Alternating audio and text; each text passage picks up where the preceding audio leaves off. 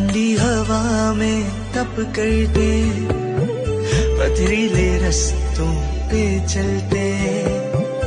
वंदन है ऐसे मुनियों को, मुश्किलों में भी है हंसते। काया काज से कोई मोह नहीं, ऐसे हमारे जैन मुनि है और कहीं ना।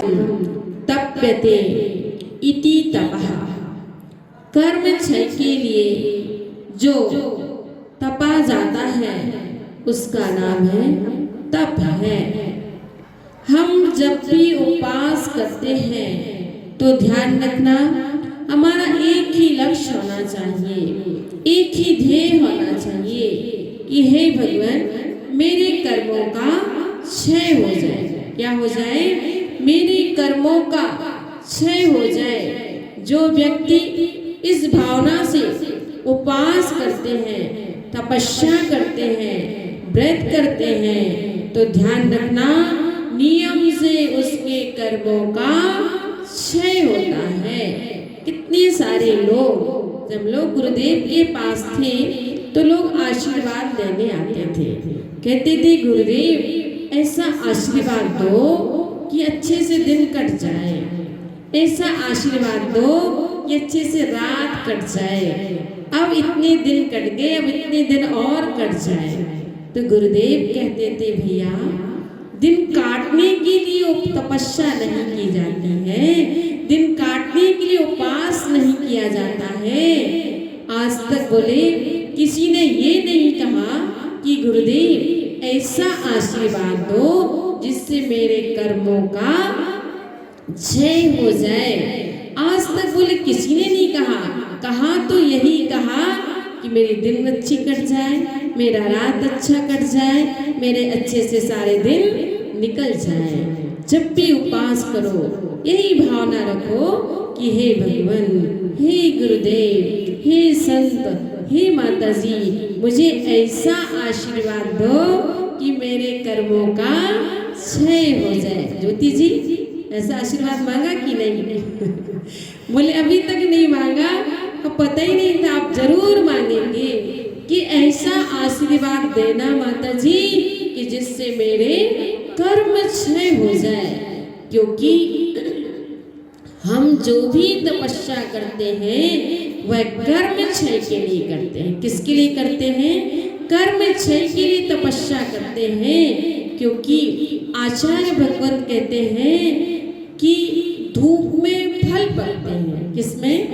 धूप में फल पकते हैं तो उसमें मिठास आती है, और आँच में भोजन तपता है तभी वह भोजन कैसा होता है? स्वादिष्ट होता है। अग्नि में सोना तपता है तब कहीं वह सोना शुद्ध होता है, उसमें चमक आती है। उसी प्रकार से हमारे अंदर जो किट्टी कालिमा लगी हुई है, जब तक वो अलग नहीं होगी, जब तक हम तपस्या साधना नहीं करेंगे, तब तक हम शुद्ध नहीं हो सकते हैं। जैसे कहते हैं कि मेहंदी पिसती है तभी रंग लाती ना, बिना पिसे। पहले के समय तो लोग पीस के मेहंदी लगाते थे, आज के समय तो बाजार की कौन आ गई है, तो जितने जितने उसको पीसते जाते थे उतना उतना मेहंदी में रंग आता जाता था। और गन्ना जितना जितना पिरता जाता है, आप देखना गन्ना जितना पिरता है उसमें क्या होता है? उतनी मिठास आती है। उसी प्रकार से हम जितनी त्याग तपस्या करते हैं उतनी उतनी हमारी आत्मा शुद्ध हो जाती है। एक बार एक महिला आई, बोले माता जी लोग इतनी तपस्या क्यों करते हैं, इतने उपवास क्यों करते हैं? हमने कहा भैया यदि दूध गरम करना है, क्या दूध गरम करना है तो सबसे पहले कौन तपता है? तपेली तपती है। जब तक तपेली नहीं तपेगी तब तक वह दूध गरम नहीं हो सकता है। उसी प्रकार से जब तक हम तपस्या तपस्या नहीं करेंगे, जब तक हम साधना नहीं करेंगे, तब तक हमें मुक्ति की भी प्राप्ति नहीं हो सकती है, तब तक हमारी आत्मा शुद्ध नहीं हो सकती है। एक बार अकबर ने बीरबल से कहा, बीरबल ये कोयला है, इसको साफ किया जाए। बीरबल ने कहा, अकबर ये प्रश्न मुझसे ही नहीं सारे सभासदों से पूछा जाए।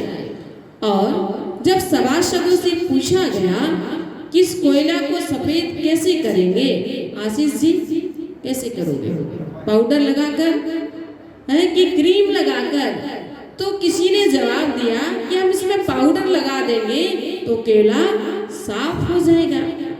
अब श्रीपाल जी से पूछा तो उन्होंने कहा कि इसमें हम क्रीम लगा देंगे तो कोयला साफ हो जाएगा। सुभाष जी से पूछा तो उन्होंने कहा फेयर एंड लवली लगा देंगे तो कोयला साफ हो जाएगा। और महावीर जी तो सबसे पूछा, सभी ने अलग अलग जवाब दिए, पर जो बीरबल था और महावीर जी की तरह ज्ञानी था, चिंतनशील था, जब उसका नंबर आया तो उसने अपनी एक युक्ति निकाली। क्या युक्ति निकाली? उन्होंने कहा ना क्रीम से कोयला साफ होगा, ना पाउडर से कोयला साफ होगा, और ना कोई रंग करने से कोयला साफ होगा। यदि सफेद होगा तो कैसे होगा? इसको जला देंगे और थोड़ी देर बाद जब ठंडा हो जाएगा तो क्या हो जाएगा?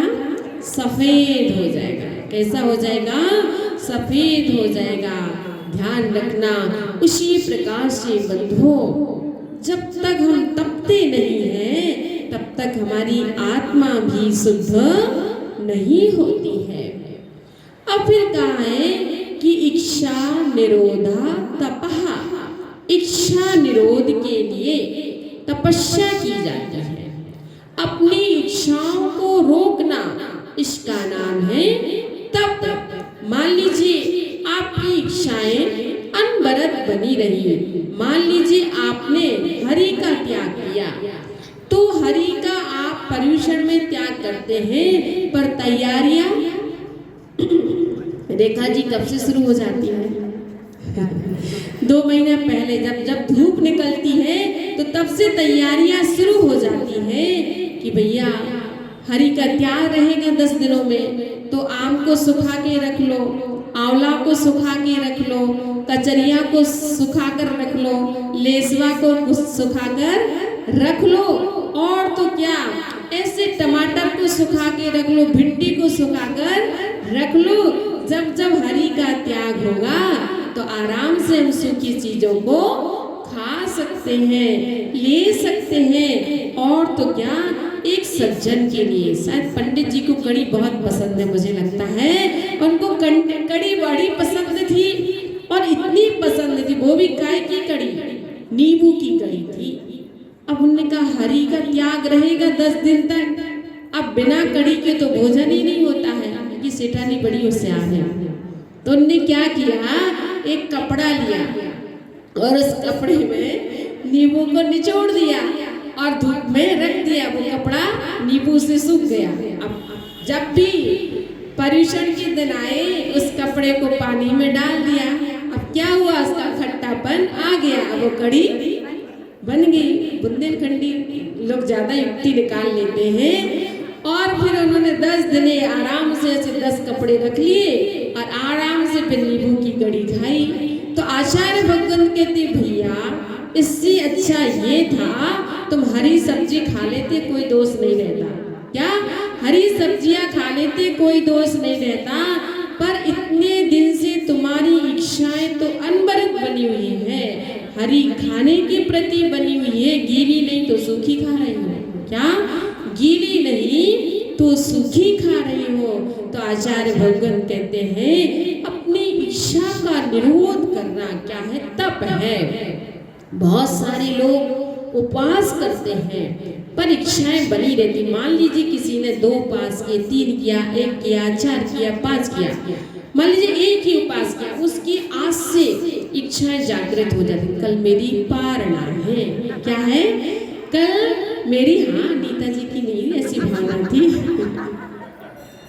कल मेरी पारना है, मैं क्या क्या खाऊंगा, कौन कौन से आइटम खाऊंगा। और तो क्या गृहस्थ लोग तो कह ही देते हैं, मम्मी कल मेरी पारना, अच्छा चटपटा बना देना, अच्छा गुपचुप बना देना, समोसा बना देना। और ज्यादा हुआ तो सीधे होटल में पहुंच जाते हैं। किस में पहुंच जाते? होटल में। पारना होगी तो कहाँ होगी? होटल में होगी। हो गए उपास, अब आराम से बढ़िया होटल का खाओ पियो। कल एक संवाद चल रहा था ऐसा कुछ ही कि लोग ऐसे ही करते हैं वास्तव में। तो आचार्य भगवान कहते अपनी इच्छा को रोकिए। यदि आपकी खाने पीने की इच्छा अभी से चल रही है, पारना जब होगी तब होगी, पर तैयारियां कितने दिन पूर्व से प्रारंभ हो जाती हैं। और तो क्या लोग कह ही देते, अरे उधर गए थे तो पारना में कुछ भी नहीं मिला, कुछ भी नहीं था, आज तो मेरी पारना बिल्कुल बिगड़ ही गई, आज तो मेरी पारना अच्छी हुई ही नहीं। अरे भैया तुमने इसलिए तपस्या की थी, इसलिए साधना की थी, अपनी इच्छाओं पर कंट्रोल करना चाहिए। किस पर? सबसे आतिशी हमेशा एक बात बहुत अच्छी कहते थे, उपास करना सरल है। क्या बोलते थे? उपास करना सरल है पर पारना करना बड़ा कठिन है। आप तो श्रावक हो तो आपके अनुकूल मिल भी सकता है, पर संतों के अनुकूल कोई सामग्री मिले, हो सकता क्या? नहीं होता। अब कई बार कहीं की तैयारी थी, कहीं पहुंच गए, अब उनकी अनुकूल सामग्री नहीं मिली, अब क्या होगा? उस समय तो समता ही रखना पड़ेगी, समता रखना पड़ेगी। यदि आपने विषमता रख ली और मन में संक्लेश कर लिया, अरे ये नहीं था, वो नहीं था, आज तो ऐसी इच्छा थी खाने की, वैसी इच्छा थी, तो आचार्य भगवान कह रहे तुमने करी तपस्या में सब पानी फेर दिया। तो अपनी इच्छाओं को ही रोकना, इसका नाम है तप। क्या नाम इसका? नाम तप। कि अपनी इच्छाओं को क्या करना? रोक लेना। और अगला विशेषण का तपसा निर्जरा। उमा स्वामी महाराज कह रहे हैं कि तप से निर्जरा भी होती है और संवर भी होता है। क्या होता है? तप से निर्जरा भी होती है और संवर भी होता है। तो ध्यान रखना, जब भी तपस्या करो, जब भी साधना करो, तो सारा समय किस में बिताओ? धर्म ध्यान में बिताइए। किस में बताइए? धर्म ध्यान में बिताइए। जो व्यक्ति अपना समय धर्म ध्यान में बताता है, उसकी सबसे अधिक संवर निर्जरा होती है। और व्यक्ति क्या करता है? अब उपवास है तो दिन भर बढ़िया सोने में निकाल दिया। क्या किया? दिन भर सोने में निकाल दिया और रात भर मोबाइल चला लिया। क्या किया? अब रात भर मोबाइल को चला रहे हैं, अब नींद नहीं आ रही तो क्या करें? अब मोबाइल ही चलाओ। कहीं फिल्मी गाना सुनते, कहीं पिक्चर देखते, कहीं नाटक देखते हैं। तो आचार्य भगवान कह रहे भैया तुमने तपस्या किस लिए की थी? संवर निर्जरा के लिए की थी ना। अब तुम्हारी संवर निर्जरा कहाँ हो रही? आपको मान सकते हैं कि उपवास करते तो शक्ति कैसी हो जाती? क्षीण हो जाती है, हिम्मत नहीं होती है। ठीक है, हिम्मत नहीं है, आप लेटे लेटे भी जाप कर सकते हो। क्या कर सकते हो? लेटे लेटे भी जाप कर सकते हो। जो पाठ आपको आते हैं उनको आप मन में मन ही मन पढ़ सकते हो। बहुत सारे लोग उपवास करते पूरा समय गप्पों में निकाल देते हैं, पूरा समय बातों में निकाल देते हैं। उपवास के दिन तो आपको अधिक से अधिक मौन रहना चाहिए था। जितनी आवश्यकता हो उतना बोलो और शेष समय मौन रहो। अब उपवास है तो सारा घर का काम निपटा दो। क्या करो? अब उपवास से खाली बैठे, जो काम कभी नहीं करते थे व्यक्ति, उपवास में उस दिन काम जरूर करेंगे, उस दिन सारा काम जरूर निपटाएंगे। वो यही सोचते हैं कि अब खाना पीना नहीं है तो दूसरे काम निपटा लो, दूसरा काम कर दो। नहीं भैया, फिर तो आपकी तपस्या कैसी हो गई? गज स्नान की तरह हो गई, अभिपाक निर्जरा हो गई। जैसे कोई हाथी होता है, और जब हाथी, आपने देखा किसी ने नहाते हुए? मैंने देखा। जब हाथी नहाता है तो बढ़िया रगड़ रगड़ करके नहाता है और पानी से नहाता है, और जैसे इतनी अच्छे से नहाता है वो, और स्नान करके जैसे ही तालाब से बाहर आया, जैसे ही बाहर आया, क्या करता है भारती जी? वो मिट्टी अपने शरीर में डाल लेता है, सारा शरीर कैसा कर लेता है, मिट्टी से दूषित कर लेता है। उसी प्रकार से यदि आपने तपस्या की और फिर आरंभ सारंभ के कार्य में लग गए आप, तो क्या समझना आपका व्रत किसकी तरह हो गया? मैं नहीं कह रही हूँ, गज स्नान की तरह हो गया। इसलिए बंधु ध्यान रखना, जब तप से संवर भी होता है, निर्जरा भी होती है, तो हमें बड़ी विशुद्धि के साथ तपस्या करना चाहिए। किसके साथ? बड़ी विशुद्धि के साथ, भावों की निर्मलता के साथ, समता के साथ तपस्या करना चाहिए। उस समय संक्लेशता नहीं कर, प्यास लग रहा है, गला सूख रहा है, अब क्या करें, अब 2 दिन कैसे कटेंगे, अब 1 दिन कैसे कटेगा? नहीं, मान सकते हैं, भूख लग सकती है, प्यास लग सकती है, गला चिपक सकता है, पर उस समय संक्लेशता मत कीजिए। क्या? संक्लेशता मत कीजिए। उस समय अपनी और विशुद्धि बढ़ाइए। क्या बढ़ाइए? विशुद्धि को बढ़ाइए, समता रखिए, और ऐसे ऐसे महाराजों का, तपस्वियों का चिंतन कीजिए। ओहो, बाहुबली भगवान तो 1 साल तक तपस्या में तल्लीन रहे, 1 साल तक उन्होंने आहार नहीं किया। आदिनाथ भगवान तो 6 महीने का उपवास की विधि लेके ही बैठे थे, पर जब विधि नहीं मिली तो 7 माह 9 दिन विधि नहीं मिली, तो कितने हो गए? कितने महीना? 13 माह 9 दिन तक निराहार रहे। जब मुनिराज इतनी साधना को साध सकते हैं, तो क्या भगवान मेरे अंदर इतना धैर्य नहीं आ सकता? मेरे अंदर इतनी समता नहीं आ सकती है? कितने बार तो यहाँ तो अच्छा फिर भी सिस्टम है, कितने बार तो ऐसा होता है कि जब किसी की पारणा होती है ना, तो लोग सोचते बस 12 बज गए रात्रि का, अब दूसरा दिन लग गया। क्या सोचते हैं कि अब दूसरा दिन लग गया, आराम से बढ़िया पारणा कर लो। तो वो आचार्य भगवान कहते भैया ऐसा नहीं होता है। कितनी जगह तो ऐसा होता है कि लोग साधु हैं तो साधुओं को आहार देकर ही पारणा करते हैं। कितने लोग यदि साधु नहीं भी हैं फिर भी आहार की बेला को टालकर आहार करते हैं। अब आप सोचिए, आपने 10 दिन तक इतना धैर्य रखा, इतनी समता रखी, अब 2-3 घंटा और सही समता रख लीजिए, तो आपकी अच्छे से क्या होगा? कर्मों की निर्जरा होगी, कर्मों का संवर होगा। तो जितनी भी तपस्या करते हैं हम किस लिए करते हैं? अपनी संवर निर्जरा के लिए तपस्या की जाती है। जैसे कहते हैं कि जिस प्रकार पृथ्वी को खोदे बिना पानी नहीं निकलता है, और उसी प्रकार से तपस्या के किए बिना हमारी क्या तपस्या नहीं मानी जा सकती, हमारी संवर निर्जरा नहीं हो सकती है।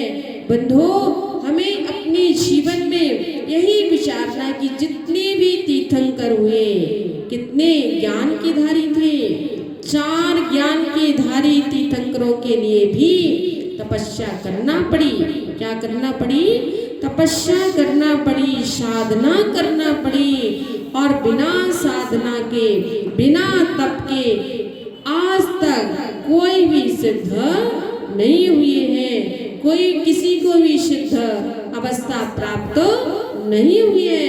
आचार्य भगवान कहते हैं तपस्चिंतामणि दिव्य स्थापा कल्पद्रुमो महां तपो नित्यं निधानम तपा कामधेनुर्जितः।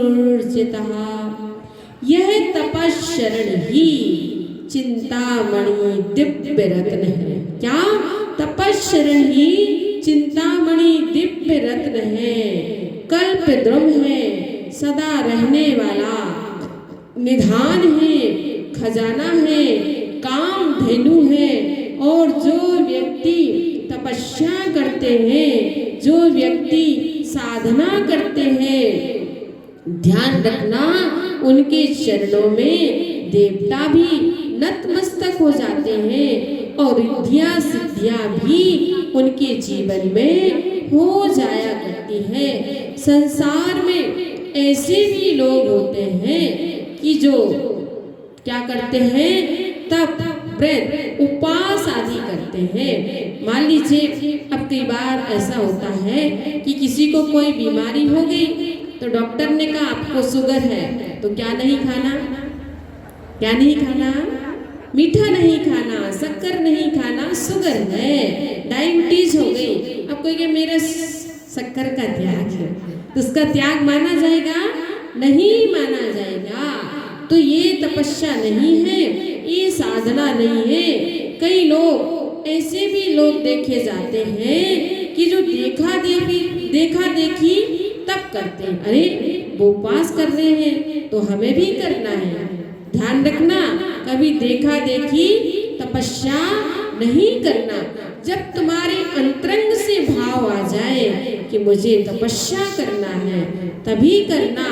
और ऐसे भी लोग होते हैं कि जो लोग कृष्णा बसात तपस्या करते हैं, अरे हम उपवास करेंगे, हमारा बढ़िया जुलूस निकलेगा, हमारा मान सम्मान होगा, हमारी वाह वाह होगी, लोग हमारी प्रशंसा करेंगे।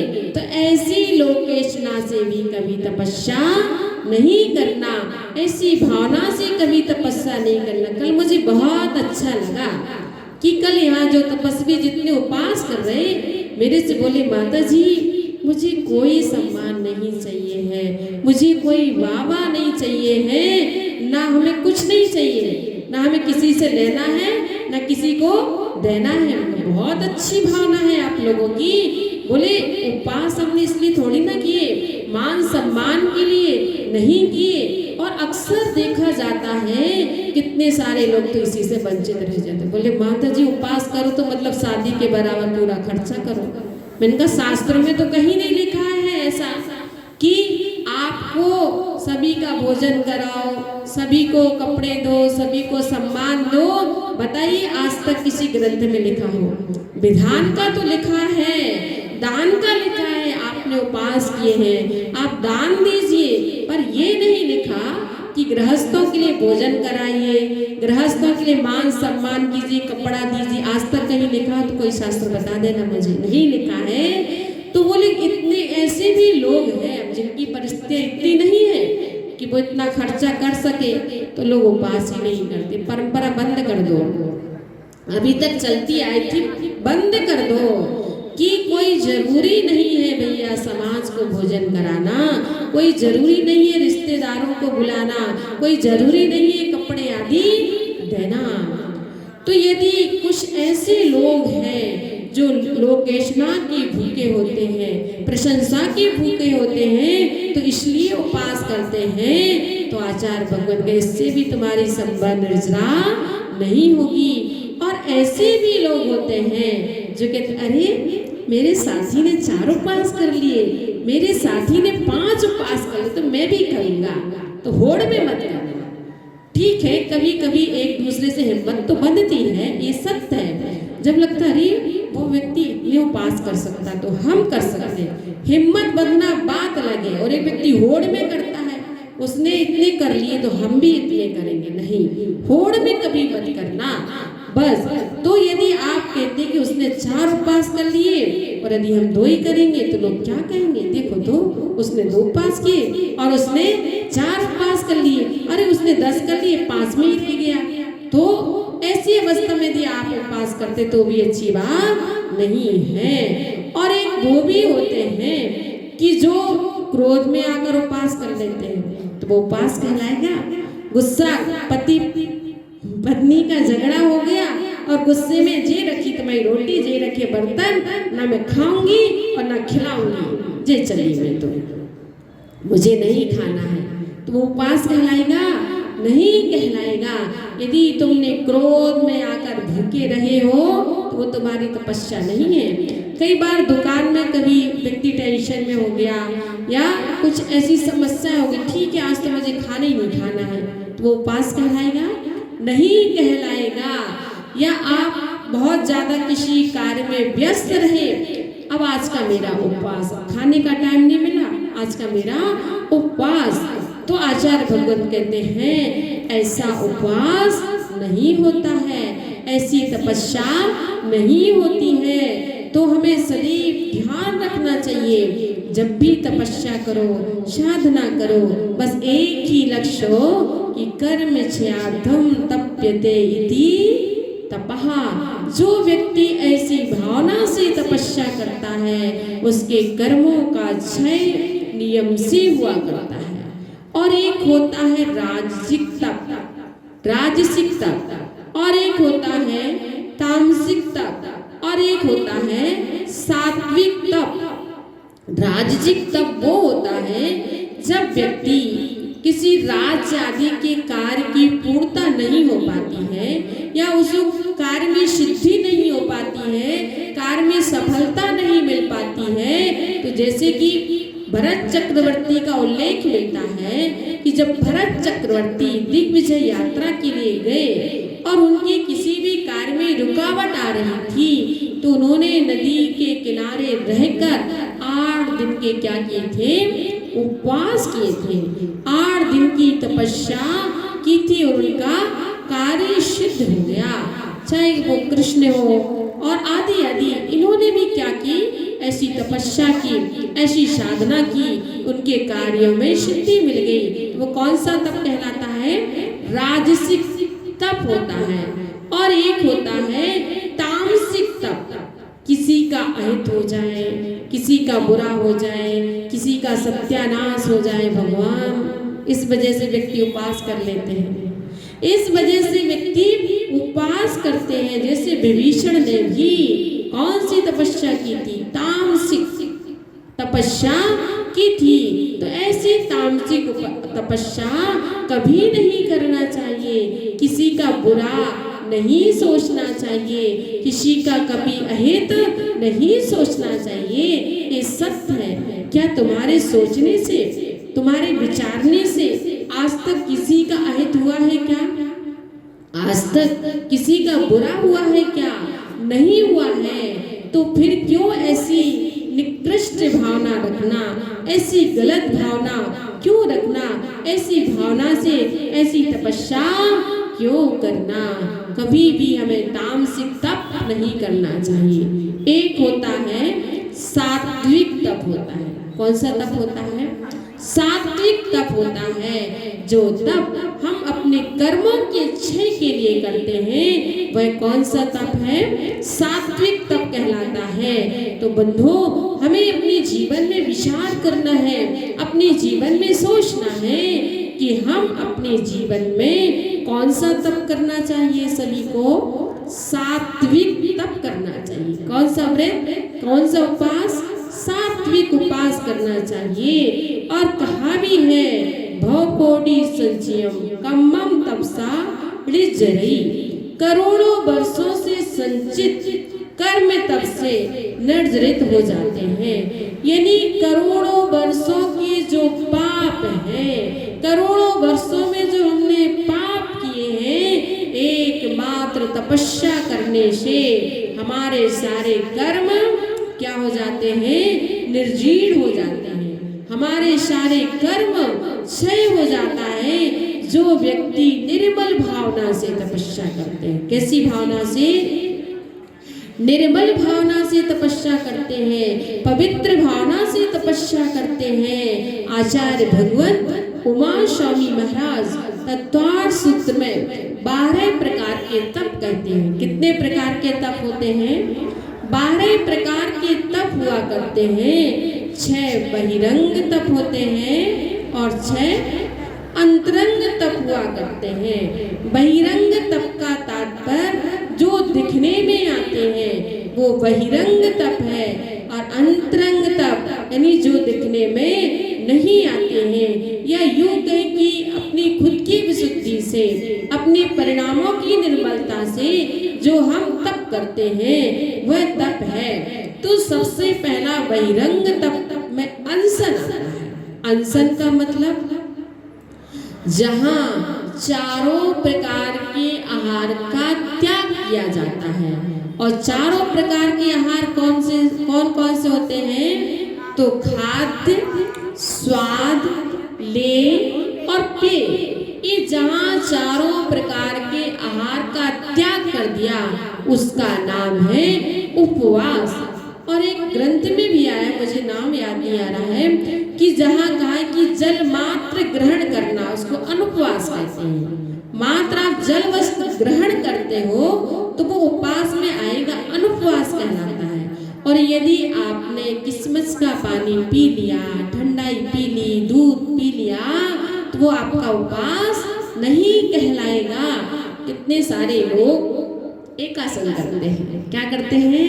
एक आसन करते हैं। और एक आसन का मतलब क्या होता है पहले आप इसको समझ लें। एक आसन से एक बार बैठ के ही खाना पीना, जो भी करना एक बार में ही खाना पीना, वो एक आसन होता है। जैसे माता जी महाराज जी करते वही एक आसन है।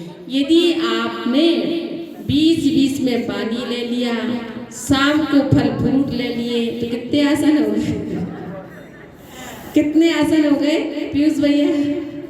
जितने आसन आप लगा के बैठे हो उतने आसन हो गए। 2 आसन, 3 आसन, 4 आसन, 5 आसन। वो फिर एक आसन नहीं कहा जाएगा। यदि आप शास्त्रों के अनुसार हमसे पूछेंगे तो हम तो ये कहेंगे जैसा हम एक आसन करते वैसा करोगे वो एक आसन है। मान सकते, वैसा नहीं कर सकते तो फिर वो एक आसन नहीं हुआ। आप जितनी आसन लगाकर जो ले रहे हो इसका मतलब ये नहीं कि वो निरर्थक है। ठीक है, ये तो अपनी अपनी शक्ति है। जिसकी जितनी शक्ति है, शक्ति के अनुसार कर तो रहा है, कुछ ना कुछ तो कर रहा है, पर हम उसको एक आसन नहीं कह सकते हैं। एक आसन तो वही होता है कि एक बार बैठकर जो भी ग्रहण करना, जो भी खाना पीना, वह एक आसन कहलाता है। ऐसे उपवास का मतलब यही होता है जहाँ चारों प्रकार के आहार का त्याग होता है, वही उपवास है। ठंडाई ले लिया, दूध ले लिया और शक्कर का पानी ले लिया, ये उपवास नहीं। यहाँ वैसे बहुत अच्छे लोग उपवास करते हैं, सिर्फ जल लेते हैं, बहुत खुशी की बात है, तो वही उपवास कहलाता है। और यहाँ तो आप देख रहे हैं भैया तपस्वियों की तो लाइन लगी है।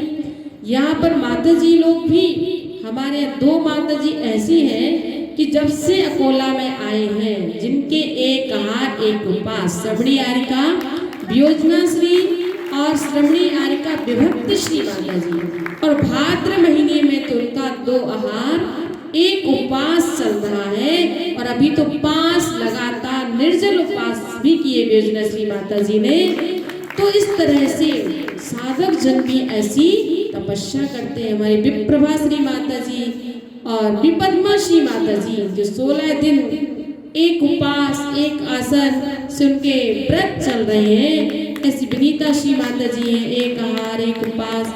विदिश्री माता जी, विजयश्री, विपश्री माता जी, आदि आदि माता जी लोग भी अपनी साधना कर रहे हैं, अपनी तपस्या कर रहे हैं। यहाँ तो श्रावकों ने भी 5 उपवास करने वाले बहुत सारे लोग हैं। प्रतीक झांझरी, शुभम गोधा, नीता गोधा, प्रमिला पंचोली, रजत पाटनी, दर्शना, इन्होंने भी 5 उपवास करके बहुत बड़ी तपस्या की। और श्रावकों के उपवास करना कोई मामूली बात नहीं है, बहुत बहुत कठिन बात होती है।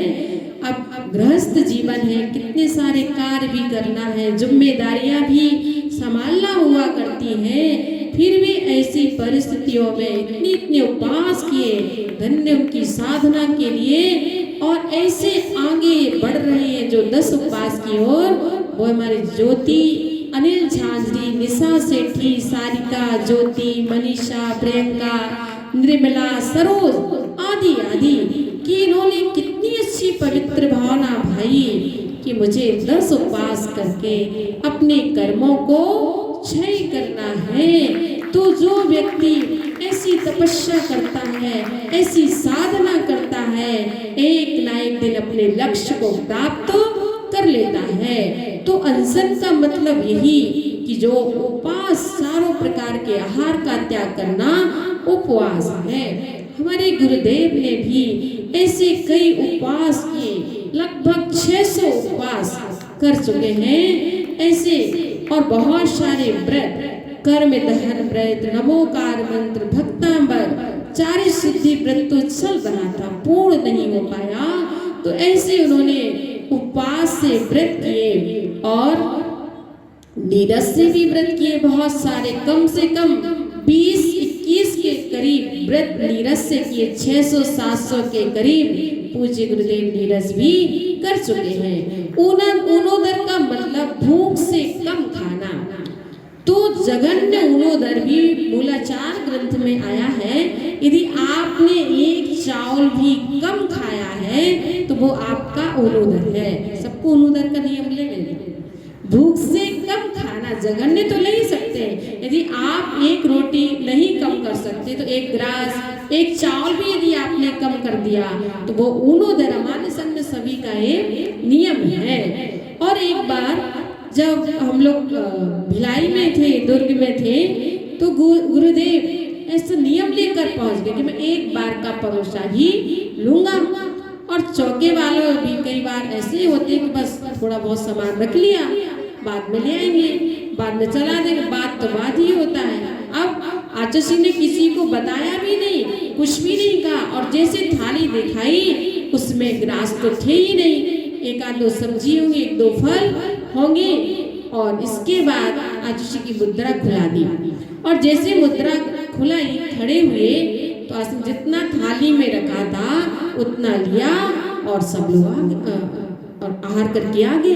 सब क्या हो गया, अरे हमने तो सामान रखा ही नहीं और गुरुदेव ने लिया ही नहीं। तो गुरुदेव से पूछा क्या हो गया, मेरे से कोई गलती हो गई, अपराध हो गया? गुरुदेव ने कहा नहीं, आज मैं उत्कृष्ट ऊनोदर का नियम लेकर आया था कि जितना थाली में होगा उतना ही मैं ग्रहण करूंगा और आ जाऊंगा। यदि किसी ने बता दिया मेरा एक बार का परोसा है तो क्या मतलब हुआ? बहुत सारे लोग बैठे ही रहते हैं, जब तक पूरा सामान नहीं आ जाएगा तब तक हम भोजन शुरू नहीं करेंगे। तो ऐसा नहीं होना चाहिए। तो इस प्रकार से वृत्ति परिसंख्यान विधि लेकर निकलना। जो संत जन होते हैं तो क्या करते हैं, विधि लेकर ही आहार को निकलते हैं। आचार्य गुरुदेव विमल सागर जी, शांति सागर जी, आदि सागर जी महाराज ऐसे हुए कि जो ऐसी कठिन से कठिन विधि लेकर क्या करते थे, आहार के लिए निकलते थे। गुरुदेव भी कभी कभी इतनी कठिन विधि लेते थे कि उनके उपवास ही हो जाते थे। एक बार गुरुदेव ने एक मुनक्का की विधि ली। अब सोचिए, एक मुनक्का किसके मन में आ सकता है? किसी के नहीं। और वो विधि नहीं मिली, क्या हो गया, उपवास हो गया। और एक बार ऐसे 5 बादाम की विधि ली, वो भी नहीं मिली, तो क्या हो गया, उपवास हो गया। एक बार भिंड में चातुर्मास चल रहा था, तो उस समय भी गुरुदेव ने कितने नारियल की विधि ली, 11 नारियल की विधि ली, और वो विधि नहीं मिली, उपवास हो गया। तो इस जन संत जन होते हैं जो इन तपों के धारी हुआ करते हैं। कौन से? व्रत परिसंख्यान का मतलब विधि लेकर निकलना, और विधि ना मिले तो उपवास करना। और एक होता रस परित्याग, यानी 1-2 आदि रसों का त्याग करना, ये भी तप है। जब हम लोग की दीक्षा होती है तो गुरुदेव कहते हैं कि एक तप लेना होगा और एक व्रत लेना होगा। तो जिस समय से दीक्षा लेते उस समय से, यदि किसी की चुल्ली का दीक्षा है तो एक रस का त्याग करते हैं। जैसे हम लोग की डायरेक्ट जिसकी होती है तो हम लोग 2 रस का त्याग सीधा, किस किस का? तेल दही का आजीवन त्याग कर देते हैं। इस प्रकार से रस का त्याग करना। ऐसे गुरुदेव थे जिनका नित्य रसी का नियम था, प्रतिदिन रसी करके ही आहार करते थे। और एक उन्होंने ऐसा व्रत किया था 60 रसी व्रत, जिसमें एक एक महीने नमक का, तेल का, दही का, शक्कर का, घी का, मीठे का, ऐसा एक एक रस का 6 महीने तक पूज्य गुरुदेव ने त्याग किया था। और अष्टमी चतुर्दशी तो चाहे कुछ भी हो जाए, कितना भी स्वास्थ्य बिगड़ जाए, कितनी भी हालत खराब हो जाए, चाहे उपवास के बाद भी आहार क्यों ना करते हो, तो नीरस का ही नियम था। तो ऐसे संत जन रस परित्याग करते हैं। ऐसा नहीं करते कि देख लिया कि किसी में घी नहीं डला है चौके में, हमारा तो घी का त्याग है, घी का त्याग है। तो वो त्याग नहीं होता है। त्याग तो यहीं से लेकर जाया जाता है, वो त्याग होता है। और एक होता है विविक्त संन्यासन, यानी एकांत शून्य स्थान में बैठना, यानी जहाँ पर स्त्रियों का आवागमन ना हो, वहाँ पर संत जन क्या करते हैं, निवास करते हैं, रहते हैं। पूज्य गुरुदेव 2091 में नहीं 1991 में श्रेयांसगिरी में चातुर्मास किया। जब चातुर्मास किया तो वहां पर तो कोई धर्मशाला नहीं थी, कुछ नहीं था। तो गुरुदेव एकांत में गुफाओं में रहकर ध्यान आदि करते थे। बस लोगों ने कहा कि गुरुदेव यहाँ तो चीता जानवर आदि आते हैं, तो मेरा आपसे निवेदन है कि रात्रि के समय कम से कम आप नीचे आ जाएगा। तो वहाँ पे टीन के डिब्बों में, टीन सेट जो होता है उसमें बस शयन करने के लिए आते थे और शेष समय गुफाओं में रहते थे, एकांत में अपना ध्यान, चिंतन, मनन आदि करते थे। काय क्लेश यानी आलस्य दूर करके आतापन आदि योग करना, एक काय क्लेश कहलाता है। जैसे पहले के समय में जो हमारे निर्गंत गुरु होते थे तो आतापन योग करते थे, गरम गरम शिला में बैठ जाते थे, सूर्य की ओर मुख करके साधना करते थे इस प्रकार से। और ठंडी के समय नदी किनारे बैठकर तपस्या करते थे, बरसात के समय वृक्ष के नीचे ऐसा काय क्लेश करते थे। गुरुदेव भी जब मुनि अवस्था में थे, भावनगर में वाचना चल रही थी, बहुत ही कड़ाके की गर्मी थी और उस गर्मी में गुरुदेव छत पर तपती हुई धूप में ध्यान करते थे। वो भी 3-3 घंटे का ध्यान करते थे और बोले जब मैं ध्यान करके आता था तो मेरी आंखों में अंधेरा छा जाए। बोले पहले चश्मा नहीं रखता था और जब मैंने धूप में तपस्या की अब आंखें ऐसी हो गई कि चश्मा लगना पड़ा। तो ऐसे पूज्य गुरुदेव भी साधना करते थे, तपस्या करते थे, 3-3 घंटों का ध्यान लगाते थे। तो इस तरह से ये बहिरंग 6 प्रकार के तप हुआ करते हैं।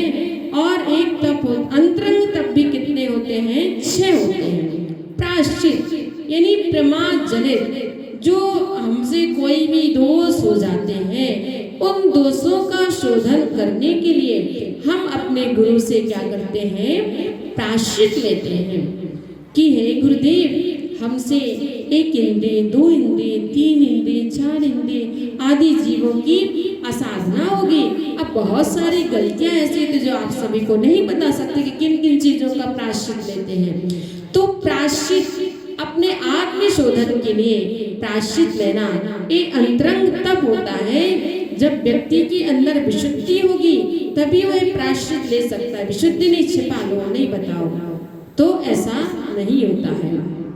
और एक होता है विनय तप, ये भी एक बहुत बड़ी तपस्या है कि क्या करना, गुणी जनों को के प्रति आदर सम्मान रखना। हर कोई व्यक्ति विनय नहीं कर पाता है, हर कोई व्यक्ति नहीं झुक पाता है, हर कोई व्यक्ति के हाथ नहीं जुड़ पाते हैं। तो ध्यान रखना पूज्य पुरुषों की हमें क्या करना चाहिए, विनय। जब भी वो आते हैं तो हमें खड़े होना चाहिए, हमसे पूछे। जब भी वो जाते हैं तब भी हमें खड़े होना चाहिए और उनके आगे आगे कभी भी नहीं चलना चाहिए, उनके बाजू से ही चलना चाहिए, उनकी बराबरी से कभी नहीं बैठना चाहिए। ये हमारी क्या है, पूज्य पुरुषों के प्रति विनय है।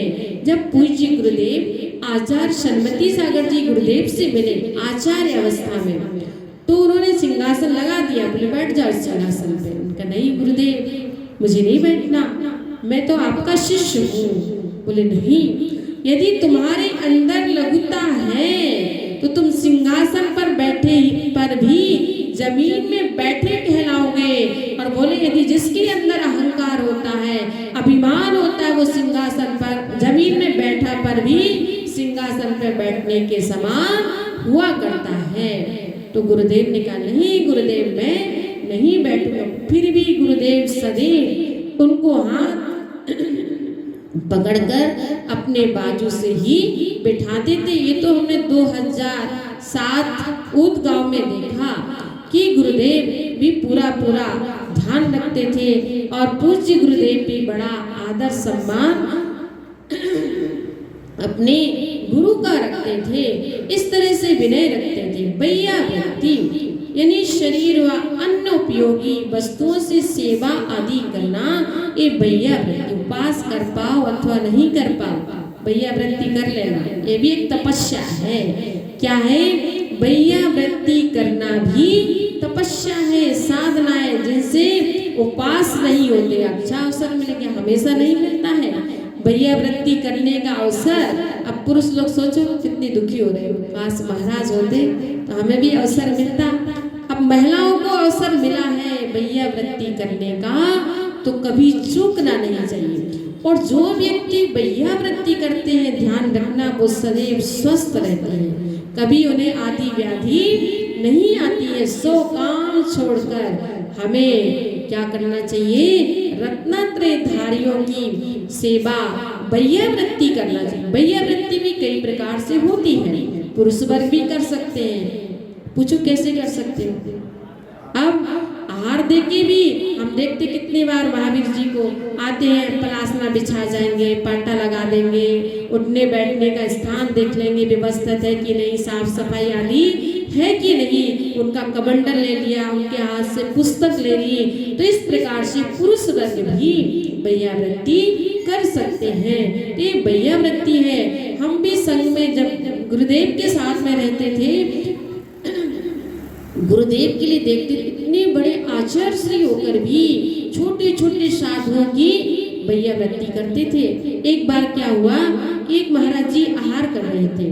क्या कर रहे थे? आहार कर रहे थे। और जैसे वो उनको चक्कर जैसा आया तो ऐसे तुरंत अपना हाथ छोड़कर उनको पकड़ लिया। एक बार ऐसे हम लोग का प्रतिक्रमण चल रहा था, एक छुल्लक जी आए, वो ऐसे लगे कि गिरने वाले, ऐसे तुरंत किसी साधुओं की नजर नहीं गई और गुरुदेव तुरंत उठे और उनका जल्दी से हाथ पकड़ लिया। और संलेखना समय तो पूछो ही मैं कि किस तरह से गुरुदेव साधकों की बैया वृत्ति करते थे, उनकी सेवा करते थे। कभी उन्होंने ये नहीं सोचा कि मैं इतना बड़ा आचार्य हूँ, मेरा इतना बड़ा संघ समझ, जिनकी सोचिए जिन्होंने खुद 250 दीक्षाएं दी हो और जिनके 250-300 के करीब जिनके प्रशिष्यों लगभग 550 शिष्य प्रशिष्यों के आचार्य हो, और वो भी अपने साधकों की बैया वृत्ति करते थे, क्योंकि उन्होंने बैया वृत्ति के लक्षण को समझा था। और जो व्यक्ति बैया वृत्ति करता है वह जिनेंद्र देव की आज्ञा का पालन करता है। स्वाध्याय, आलस्य को छोड़कर स्वाध्याय करना। प्रमाद रहेगा, नींद आएगी तो स्वाध्याय हो सकता है, जबकि रह रहे बार बार तो स्वाध्याय नहीं हो सकता है। स्वाध्याय के लिए हमें आलस्य का त्याग करना होगा, प्रमाद का त्याग करना होगा। स्वाध्याय भी 5 प्रकार का होता है। तो जैसे कई लोगों के स्वाध्याय के नियम हो, यदि आपने धर्मोपदेश भी सुन लिया, आमनाय, प्रेक्षा, अनुप्रेक्षा, आमनाय, धर्मोपदेश नाम का भी एक स्वाध्याय है। आप शास्त्र नहीं पढ़ पाए और आपने उनकी वाणी को सुन लिया, भगवान की वाणी को सुन लिया, वह भी क्या है? स्वाध्याय। विसर्ग, अहम यानी ममकार का त्याग कर कर विसर्ग करना, कायोसर्ग करना, यानी शरीर से किसी भी प्रकार का कोई ममत्व भाव नहीं रखना। ध्यान, चित्त हमारा बड़ा चंचल है ना, है कि नहीं? अब कई लोग, मैंने पूछा ध्यान किया कि नहीं किया, बोले माता जी एक टोक तो छूट गई, कौन सी? तो बोले बास बुझ बन के आपको झपकी आ गई होगी। बोले हाँ हाँ झपकी आ गई। बोले माता जी फिर एक जन और बोले माता जी चंदा प्रभु टोक छूट गई क्या? मैंने कहा नहीं। हाँ झपकी आ गई थी मुझे। क्या आ गई थी? झपकी आ गई थी। तो ऐसा ध्यान नहीं, ध्यान का मतलब होता है कि अपने चित्त को कैसा करना, एकाग्र करना, अपने मन को इधर उधर नहीं भटकने देना। और जिस व्यक्ति का जितना चित्त एकाग्र होगा उस व्यक्ति का ध्यान भी उतना उत्कृष्ट होगा, उतना अच्छा होगा। तो बंधुओं हम अपने जीवन में 6 अंतरंग और 6 बहिरंग तपों के 6 अंतरंग तपों को धारण करके अपने जीवन को पावन पुनीत बनाए। इसी मंगल भावना के साथ जाप करेंगे। ओम ह्रीं उत्तम धर्वांगाय नमः। ओम ह्रीं उत्तम तप धर्मांगाय नमः। ओम ह्रीं उत्तम तप धर्मांगाय नमः। ओम ह्रीं उत्तम तप धर्मांगाय नमः। जय बोलिए उत्तम तप धर्म की। परम पूज्य गणाचार्य गुरुदेव श्री क्षण विराग सदस्य मांगनी राज की।